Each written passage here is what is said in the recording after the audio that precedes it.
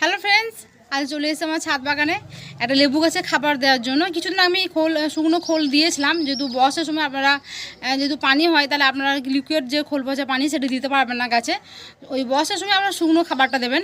আর আপনারা সবাই জানেন যে আমি সবসময় আমার ঘরোয়া পদ্ধতিতে কিন্তু আমার ছাদ বাগানের যত্ন নিই, এবং কোনো কেমিক্যাল বা রাসায়নিক সার আমি কিন্তু আমার গাছে ইউজ করেছি, সব জৈব পদ্ধতিতে তৈরি করা সারই কিন্তু ইউজ করেছি। আপনারা যদি আমার ভিডিও দেখে থাকেন তাহলে বুঝতে পারবেন। এই দেখতে পাচ্ছেন গাছে আকার, এটা গাছটার বয়স 6 মাস হচ্ছে।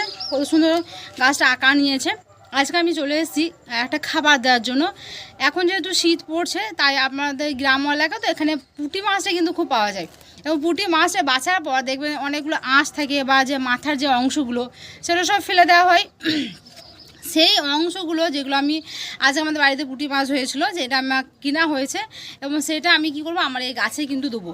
এই গাছে আমরা কি করব, আমি অল্প মুঠো মতো করে আমি কিন্তু গাছের গোড়ায় দিয়ে দেবো, মাটি চাপা দিয়ে দেবো। প্রথমে আগে কুড়ে নেবেন গাছটা গোড়াটা, তারপরে কিন্তু আপনারা অল্প পরিমাণ দেবেন, দেওয়ার পর মাটি চাপা দেবেন। কিন্তু যদি আপনারা তার পরিমাণটা যদি বুঝতে না পারেন যে কত বড় গাছের জন্য কতটা পরিমাণ দেবো, তার জন্য আলাদা একটা বিকল্প পদ্ধতি আপনাদের বলে দিচ্ছি। বাড়িতে সবার ফাঁকা টব অনেকেই থাকে বা প্লাস্টিকের বালতি থাকে। কী করবেন, প্রথম অল্প মাটি দেবেন বালতিতে, ফাঁকা বালতিতে ফুটো করার প্রয়োজনে একটু মাটি দিলেন অল্প। তারপর যে আপনার যে আঁশগুলো হবে সেগুলো বড় মাছের আঁশও হতে পারে, বা ছোটো মাছের আঁশ হতে পারে, ছোটো মাছও হতে পারে। ধরুন আপনারা বাজারে গেলেন, কোনো নরম দেখলেন যে মাছগুলো পেটগুলো পচে গেছে, আপনারা গাছের জৈব সার দেওয়ার জন্য কিন্তু আপনারা বাজার থেকে কিনে আনতে পারেন। তখন সেই খাবারটা কী করে দেবেন, পরিমাণটা যদি বুঝতে না পারেন তখন কী করবেন, আপনারা প্রথম 1 লেয়ার মাটি দেবেন গাছে, ওই একটা প্লাস্টিকের বালতি বা যে কোনো জায়গায় মাটি দিলেন, এবং সেই আঁশগুলো দিয়ে দিলেন, বা সেই মাছগুলো পচা মাছগুলো দিয়ে দিলেন। দেওয়ার পর আপনারা আবার মাটি চাপা দিয়ে দিলেন। 1 সপ্তাহ পর দেখবেন সেই কী হচ্ছে, আঁশগুলো দেখবেন একদম পচে গিয়ে মাটির সঙ্গে কিন্তু মিশে যাবে। তখন আপনারা কী করবেন, তখন সেই মাটি কী করবেন, এক মুঠো করে গাছের গোড়াটা কুড়বেন, করার পর সেই মাটি কিন্তু আপনারা প্রত্যেক গাছে দিয়ে দেবেন। তাহলে কী হবে, আপনার গাছও মরবে না, এবং গাছ সতেজ সবুজ থাকবে।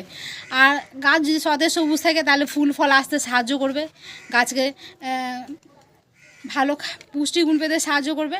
তাই সেই পরিমাণটা আমি কীভাবে দিচ্ছি সেটা দেখে নিন আজকে আপনারা।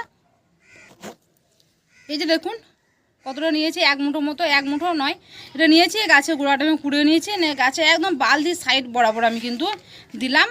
দেওয়ার পর কিন্তু মাটি চাপা দিলাম। আপনাদের দেখাই ব্যাক ক্যামেরাতে, দেখতে পাচ্ছেন গাছে আমি একদম ধার বরাবর দিয়েছি। ধার বরাবর দেওয়ার পর আমি কিন্তু মাটি চাপা দিয়ে দিলাম।